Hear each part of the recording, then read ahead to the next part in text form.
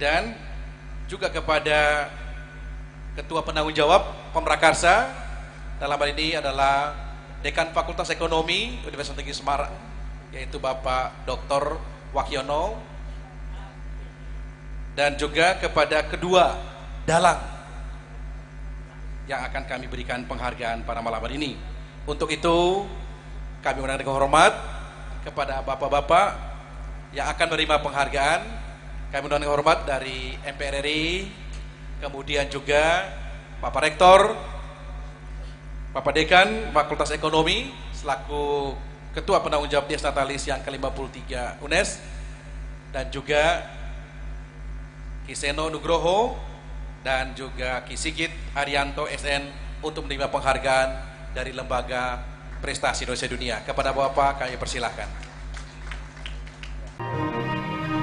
Di Semarang, salah seorang warga yang aktif menjadi pegiat media baru atau YouTuber adalah Bambang Sadono, mantan anggota DPR RI periode 2004-2009 dan anggota MPR periode 2014-2019.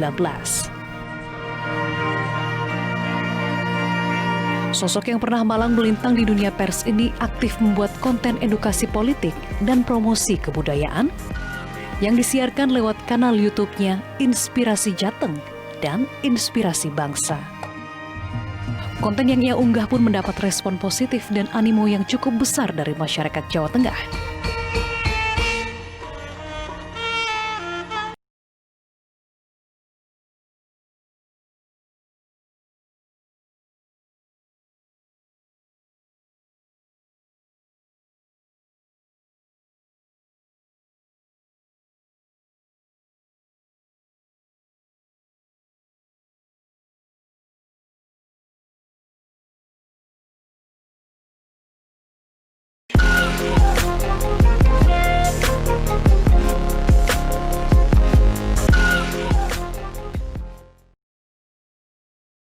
Assalamualaikum warahmatullahi wabarakatuh. Waalaikumsalam warahmatullahi wabarakatuh. Bersama saya Bambang Sadono di channel Inspirasi Jawa Tengah.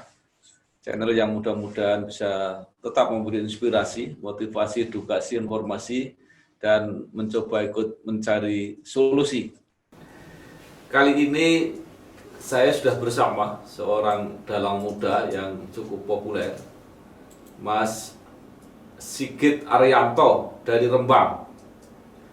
Kami akan berdiskusi mengenai almarhum dalang yang juga sangat populer saat ini, yaitu Ki Seno Nugroho, yang ternyata Pak Sigit punya banyak kenangan khusus bersama beliau. Apa kabar Mas Sigit? Alhamdulillah sehat Bapak. Ya. Saya pada waktu streaming meninggalnya Pak Seno, saya melihat Mas Sigit sudah pagi-pagi sudah di sana, betul ya? Betul Pak.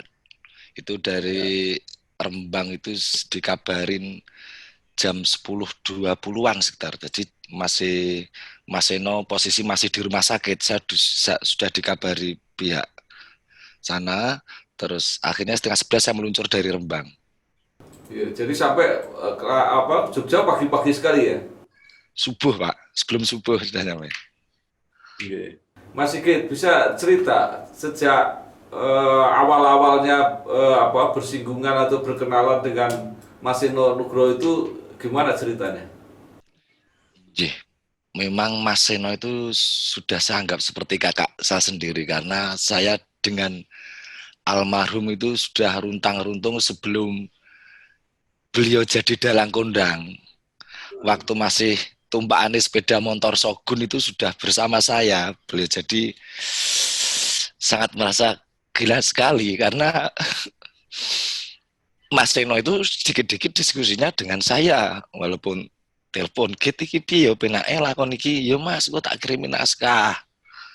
Terus kalau saya misalnya Banyolan Mas supaya bisa lucu piye, dia juga memberi tahu banyak ilmu, karena ketika saya masih kuliah di Solo itu kebetulan saudaranya Mas Seno itu Mas Gendut itu yuk nonton wayang yuk, dalem sapa Gendut, Mas Seno. Ya, akhirnya ketemu dengan Mas Eno waktu masih kuliah. Saya, Mas Eno masih pentas di desa-desa itu, gebiarnya belum sebagus ini, masih memakai wayang yang lawas, gamelannya yang lawas dari Mbah Parman itu, dan kami sudah akrab. Yang terkesan waktu pentas pertama itu lakone Bambang Senet itu sangat, waktu itu memang wah orang dalang sing lucune kaya ngene edian lho ngoten. Kemudian ada kebetulan ada kolaborasi pentas di Belanda. Anmaroat itu, Anmaroat.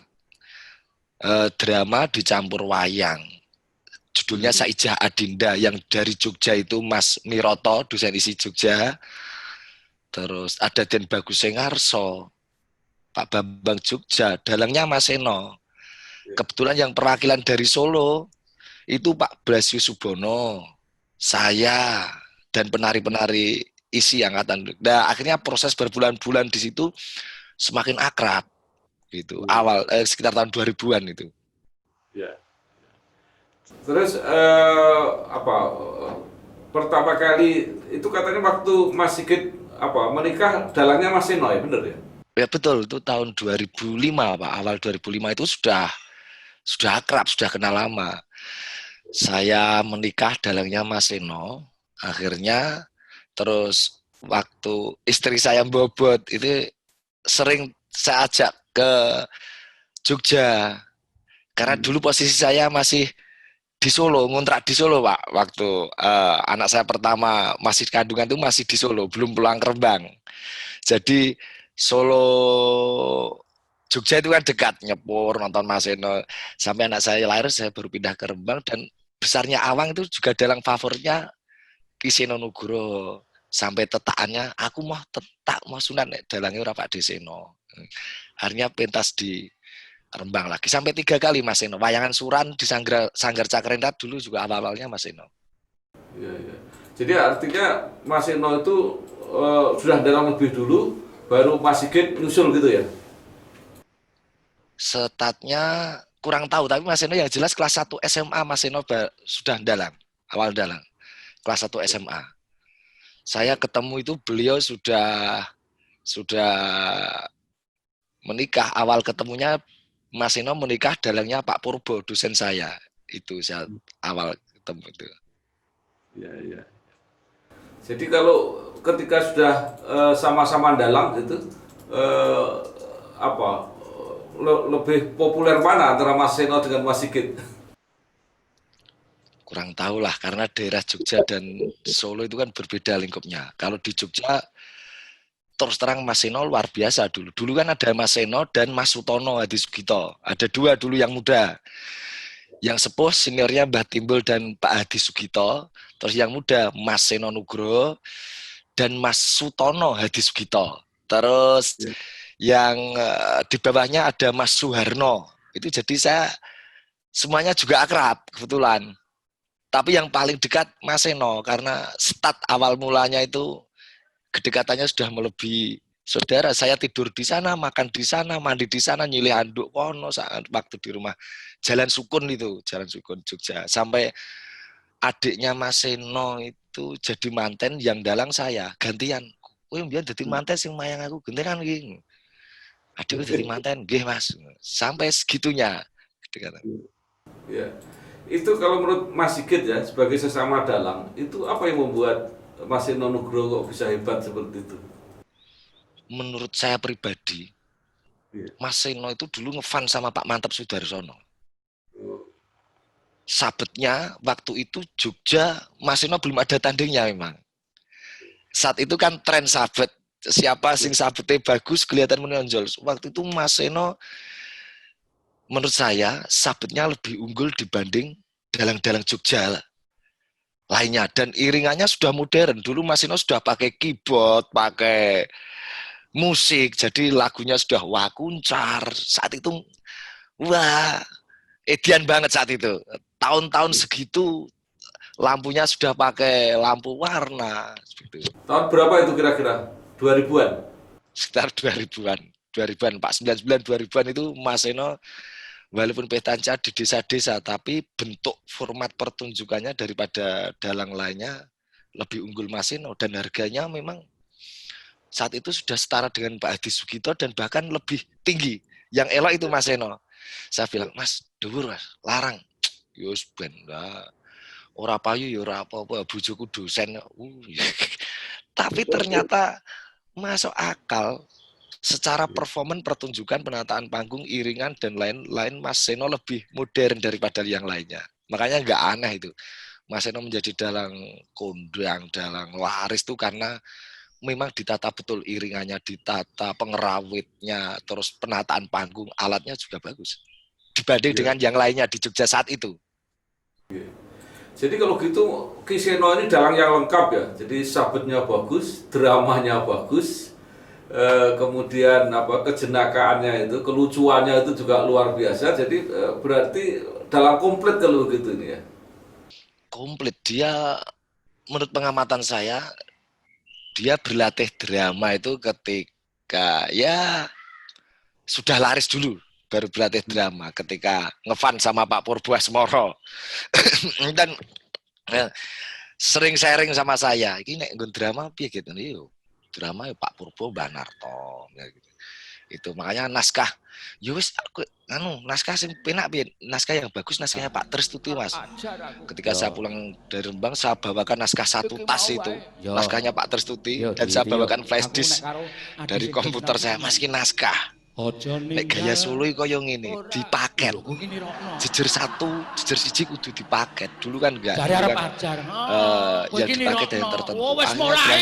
Mas Seno memang sregep, cerdas mempelajari naskah-naskah itu. Hafal, mudah hafal Mas Seno. Ambil suara dhisik kaya. Dan dia terus digabungkan antara gaya Solo dan gaya Jogja. Jadi saya dan teman saya Bagus Cakil itu, teman saya Solo itu, nyekseni saya gawake naskah Mas Seno atas fotokopi itu, terus ijole aku ajari Mbanyol Mas. Ya piye to? Saya diberi kunci. Ono kawan itu yang lucu kan Bagong. Tak wene kunci. Inggonen dhewe golek ono. Ketika Petruk dan Gareng itu resepnya kompak, yang enggak kompak Bagong. Gitu. Ada lagu-lagu setelah mengulas gending berbunyi terus diulas, yang Petruk Gareng nyanyi kompak, yang Bagong nyerekal. Itu kunci, dan saya diberi poin itu wis kembangne dhewe sesuai karo daerah. Misalnya seperti yang Petruk Gareng nembang ojo dipleroki, mas ojo dipleroki, itu Petruk. Terus Mas Seno bilang kok disaut Gareng, mas ojo dipoyoki. Bagongnya nyaut ben lucu, karepmu njaluk di guyoni, apa karepmu njaluk di jajani. Nah, begitu harus diganti-ganti tiap malam biar gak jenuh. Ternyata itu resepnya. Saya yang awal pertama kali diberi resep oleh Mas Seno seperti itu. Bagong kudu ngeyel dan kudu salah, ojo nganti kompak dengan Petruk dan Gareng. Ya. Dan yang hebat kan Pak Seno itu memasukkan Bagong ya dan ponokawan yang lain itu tidak hanya pada guru-guru kan sejak awal adegan-adegan itu juga sudah muncul. Itu saya kira dalang lain pernah, tapi yang benar-benar digali betul kan Mas Seno kelihatannya Mas Sigit. Iya, kalau dulu itu berawalnya lakon Semar Bangun Kayangan, Semar Bangun Gedong Kencono, atau lakon-lakon lainnya Jogja, lakon Carangan banyak sekali yang jejer satu Petruk sowan. Ya. Awalnya Petruk. Terus untuk mengatasi kejenuhan, Mas Seno, Gareng, Bagong, diajak semua. Terus penonton akhirnya antusias, Bagong ngerol, akhirnya seringnya terus Petruk sama Bagong. Itu ada perjalanan sejarah. Awalnya Semar Bangun Gedong Kencono itu ketika Mas Seno nembak Pak Mujoko Joko Raharjo. Itu Mas Seno itu senangnya ngiblatnya dalang Solo. Itu Mas Seno sukses di TVRI Pusat, itu sudah menjalankan itu, Bagong sudah ngerol sekali itu. Ada rekamannya itu. Saya rekam di HVS besar. Dulu saya ketika nonton Mas Seno mesti bawa handycam, bawa video besar, saya rekam kaset HVS itu. VHS itu ya. Yang besar itu. Beta itu. Nah, terus dari apa yang diberikan Mas Seno itu, Apa yang dilanjutkan Mas Sigit sekarang? Saya mengembangkan tersebut sesuai daerah Rembang, karena di Rembang itu Banyulane kudu kalau sumbu pendek, begitu Banyol penonton harus der. Kalau Jogja itu berbeda, Pak. Jogja itu sumbu panjang dulu. Jadi satu materi itu bisa berkali-kali, bisa meledos di mana-mana dengan satu materi. Itu karena daerah selatan berbeda dengan daerah Pantura. Makanya ketika Banyol lucu di Jogja, di Pantura belum bisa lucu. Kalau kita harus tahu suasananya. Kalau di Pantura juga harus der. Dagelan di Pantura cocoknya juga Mas Gareng Semarang itu. Kalau di selatan sudah ada Lek Marwoto, Lek Rabies. Jadi karakternya sudah berbeda itu. Kalau dagelan, wayang juga begitu. Terus Mas Sigit pernah pentas bareng ya dengan Pak Seno ya? Nah Pak, dulu penjenengan sing nanggap kata sih. Saya malah lupa. Ya, sosialisasi 4 pilar. Disnatalis UNES. Ya. Saya itu terus disuruh mencari dalang. Saya milih Mas Seno dulu waktu belum kondang. YouTube belum booming, hanya YouTube-nya baru PWKS, penggemar wayang Ki Seno itu. Mengapa saya milih Mas Seno? Karena untuk kita flashback ke belakang, perjanjian Giyanti dulu antara Solo Jogja pisah, terus bentuk Pakliran Solo Jogja itu sebagai perwakilan menyatunya Solo dan Jogja saat itu. Nah, iya betul. Itu lakon Pancasila dulu Pak, Mustikaning Jagat itu. Ya. Itu Mas Seno belum kondang, belum mahal, tapi di Jogja sudah ratingnya sudah luar biasa. Ya. Terus kapan itu Mas Seno mulai viral itu, mulai menanjak itu? Mulai menanjak ketika YouTube PWKS, terus ada YouTube Dalang Seno itu. Kalau di luar daerah Jogja, walaupun sebelum Jogja itu Mas Seno sudah menanjak. Tapi ketika viral sekali ketika ada YouTube, Pak. Terus adegan lucu-lucunya itu dipotongin, adegan Bagong dipotongin, ada yang ngeliping gitu. Padahal dengan YouTube itu kan menuntut kreativitasnya itu luar biasa, nggak pernah berhenti kan. Karena kalau YouTube-nya sama kan orang bosan juga. Itulah Jogja, Pak. Jogja itu spesialis humor, suasana riang. Tapi kalau Solo, Surakarta itu spesialis tegang. Lucu-lucune dalang Solo, orang ngalahke lucune dalang Jogja.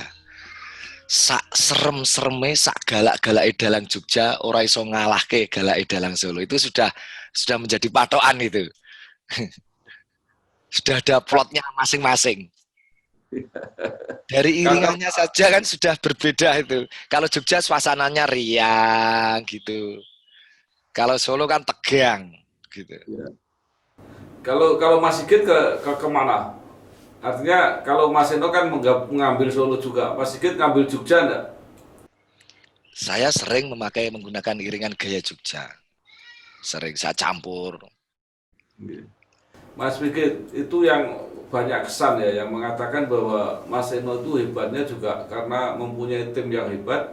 Dia mempunyai manajemen yang bagus untuk mengelola krunya. Gimana kalau komentar Mas Sigit? Ya itu Mas Seno dulu nggak seperti itu. Tapi kalau sama Seno, dengan Mas Seno biasa nyanyian. Ketika habis pentas Mas Seno itu membayari dewe. Diulung kayaknya ya gini. Tak ke Mas sampai udah langkudang bayari dewe. Lah piye? Pasrahke sapa ngono lho. Nganggo manajer apa supire kon ngamplopi sampean aja. Dalang udang tuku wayang tau Mas, wayangnya kok elek-elek ngene. Akhirnya saya yang ngecek itu. Seksinya Mas Joko Porong yang membuat gending Gajah Seno itu. Itu kan komposernya juga sama itu. Saya Cakraningrat dengan Warga Laras itu sama komposernya. Saya yang berani nyanyi. Tapi Mas Seno kalau diajak bicara serius itu nggak mau. Dia maunya cek. Sering saya telepon Mas. Ning foto ning YouTube sampean pucet. Ora aku sehat-sehat bae pun. Ada cerita menarik ketika Mas Seno sakit, saya mencari obat, tapi saya tidak bilang Mas Seno. Saya teleponnya Mbak Agnes, istrinya. Mbak, yen aku ngomong Mas Seno iki ora digugu. Iki ana obat ya kuwi iwak kutuk karo kulit salak digodhog. Selama 40 hari diunjukke Mbak nggih. Nggih Mas Sigit, tapi aja mongko aku nggih. Akhirnya itu 40 hari rutin itu saya komunikasi dengan Mbak Agnes itu untuk memberi obat Mas Seno. Alhamdulillah gulanya membaik dulu. Sudah sempat sembuh lama. Terus akhir-akhir dia tahu, saiki kowe ora tau WA aku, WA ning bojoku terus. Tapi matur nuwun yo tahu saiki nek mayang jam 11 bengi ora krasa nguyuh. Oh nggih pun Mas. Nek sehat. Itu ada cerita unik seperti itu. Terkesan sekali itu. Mas Sigit, ini kan semua dalang kelihatannya kan apa ya, entah sengaja atau enggak membina anak-anaknya juga untuk menjadi dalang. Nah, kemarin kan terakhir Mas Seno sangat bahagia karena anaknya itu mau mendalang. Itu apa memang susah ngajari anak untuk mendalang itu Mas Sigit? Gampang-gampang susah Pak, apalagi dalang. Saya sendiri, anak saya Awang itu kalau yang ngajari saya tidak mau. Jadi harus dengan orang lain. Ketika mau belajar dengan orang lain, terus melihat anaknya pegang wayang, pentas dikelir itu otomatis menangis Bapak, ternyuh.